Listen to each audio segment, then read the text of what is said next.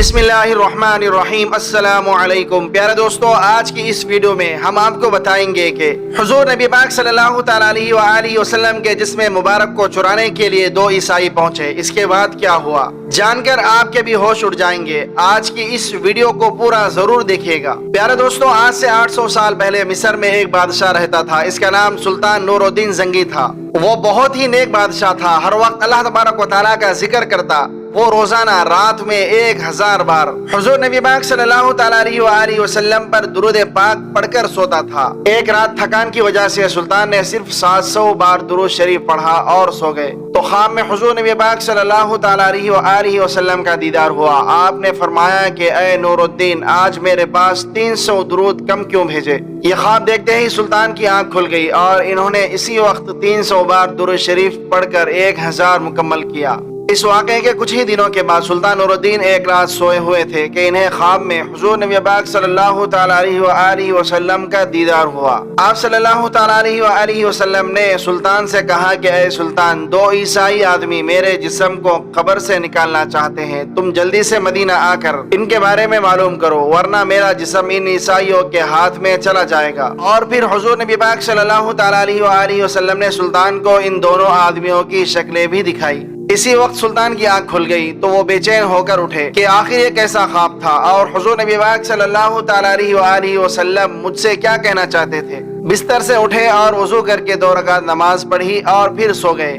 और फिर ख्वाब में हुजूर नबी पाक सल्लल्लाहु तआला अलैहि वसल्लम का दीदार हुआ। आप सल्लल्लाहु तआला अलैहि वसल्लम फरमा रहे थे कि सुल्तान, तुम क्यों सो गए? मेरी बात पर ध्यान दो, जल्दी से मदीना आओ और मुझे इन दोनों ईसाइयों से बचाओ जो मेरा जिस्म निकालना चाहते हैं। सुल्तान फिर घबरा कर उठ बैठे। इस बार भी सुल्तान ने जाकर वुजू किया और 2 रकात नमाज पढ़ी। इनकी आंख फिर से लग गई और वो सो गए। ख्वाब में इन्हें फिर से हुजूर नबी पाक सल्लल्लाहु तआला अलैहि वसल्लम का दीदार हुआ। आप सल्लल्लाहु तआला अलैहि वसल्लम ने थोड़ा सख्ती से फरमाया कि ए सुल्तान, जल्दी से मदीना आओ और मुझे इन ईसाइयों से बचाओ। सुल्तान घबरा कर उठे और रात ही में अपनी सारी फौज को जमा किया और कहने लगे कि कुछ न कुछ मामला जरूर है। हुजूर पाक सल्लल्लाहु तआला अलैहि वसल्लम के जिस्म मुबारक को कोई खतरा है, इसलिए मुझे ख्वाब में बार बार हुजूर नबी पाक सल्लल्लाहु तआला अलैहि वसल्लम का दीदार हो रहा है और आप फरमा रहे हैं कि मदीना आकर मुझे इन ईसाइयों से बचाओ।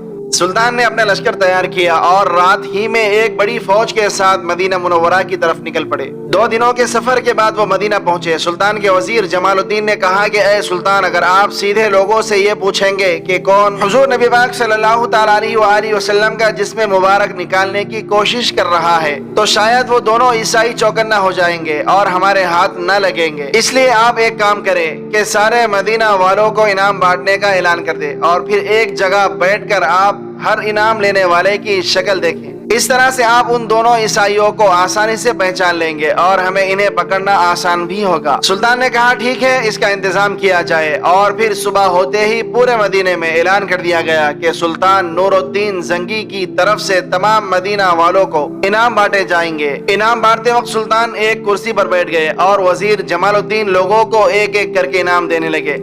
सुल्तान हर आने वाले इंसान का चेहरा खूब गौर से देखते, लेकिन इन्हें वो 2 इंसान नजर नहीं आ रहे थे जिनकी शक्ल हुजूर नबी पाक सल्लल्लाहु तआला अलैहि वसल्लम ने ख्वाब में दिखाकर सुल्तान से कहा था कि ये दोनों मुझे निकालना चाहते हैं। दोपहर का वक्त हो गया, सारे इनाम बट गए, लेकिन उन दोनों ईसाइयों का कोई सुराग न मिला। सुल्तान ने मदीना वालों से पूछा कि तुम में से कोई बचा तो नहीं है? लोगों ने कहा नहीं सुल्तान, सारे लोग इनाम पा चुके हैं, अब मदीने में कोई इनाम लेने वाला नहीं बचा। सुल्तान ने कहा नहीं, अभी 2 लोग बचे हैं, वो मेरे पास हाजिर नहीं हुए हैं। तो लोगों की भीड़ में से एक आदमी ने कहा कि हाँ सुल्तान, आप ठीक कह रहे हैं। हमारे महल्ले में 2 अल्लाह तबारक व तआला के बड़े नेक बंदे हैं। वो अपने घर से बाहर नहीं निकलते, न किसी से कोई मतलब रखते हैं, सिर्फ और सिर्फ नमाज पढ़ने के लिए मस्जिद नबवी में आते हैं और फिर अपने घर में हर वक्त अल्लाह तबारक व तआला की तस्बीह पढ़ा करते हैं। वो दोनों बड़े नेक आदमी हैं, हम लोगों की बहुत मदद करते हैं, खूब सदका खैरात करते हैं। सुल्तान ने कहा मैं उनसे मिलना चाहता हूँ। लोगों ने कहा सुल्तान, आप इनसे मिलकर क्या करेंगे? वो दोनों तो बेचारे दुनिया से अलग थलग अपनी इबादतों में लगे रहते हैं, दुनियादारी से इन्हें कोई मतलब नहीं है।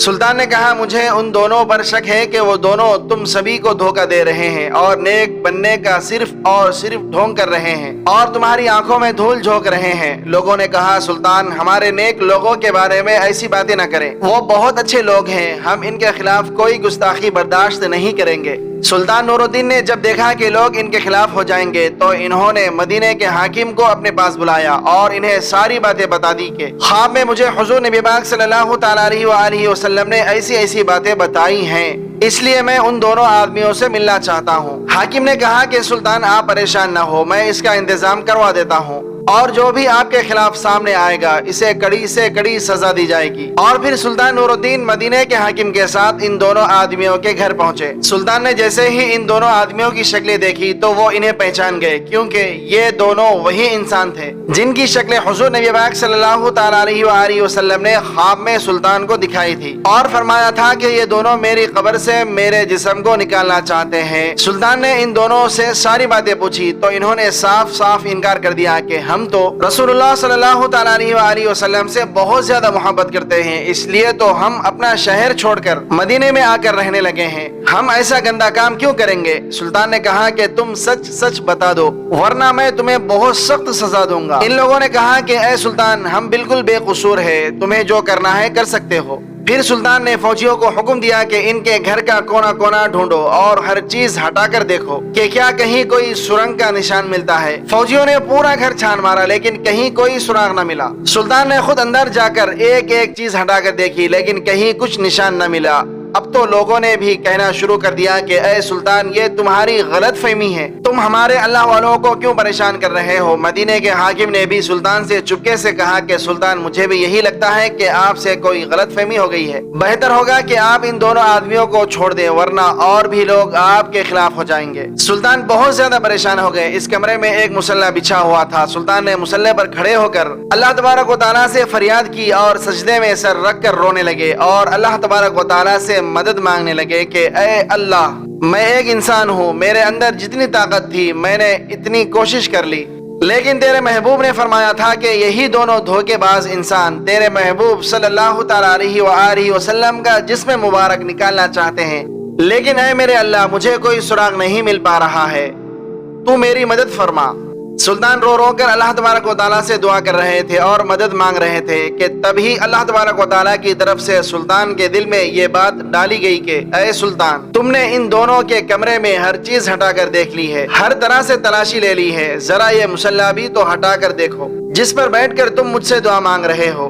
سلطان تیزی سے اٹھے اور مصلی ہٹا کر دیکھا تو نیچے لکڑی کا ایک پٹرا بچھا ہوا تھا۔ سلطان نے فوجیوں کو حکم دیا کہ یہ پٹرا ہٹاؤ۔ جیسے ہی اس پٹرے کو ہٹایا گیا تو نیچے ایک سرنگ بنی ہوئی تھی۔ سلطان نے ایک فوجی سے کہا کہ جا کر دیکھو یہ سرنگ کدھر کو جاتی ہے۔ فوجی نے اندر جا کر دیکھا تو وہ سرنگ حضور نبی پاک صلی اللہ تعالیٰ علیہ وآلہ وسلم کی قبر مبارک کے پاس تک پہنچ چکی تھی اور حضرت عمر فاروق رضی اللہ تعالیٰ عنہ کا انگوٹھا نظر آنے لگا تھا۔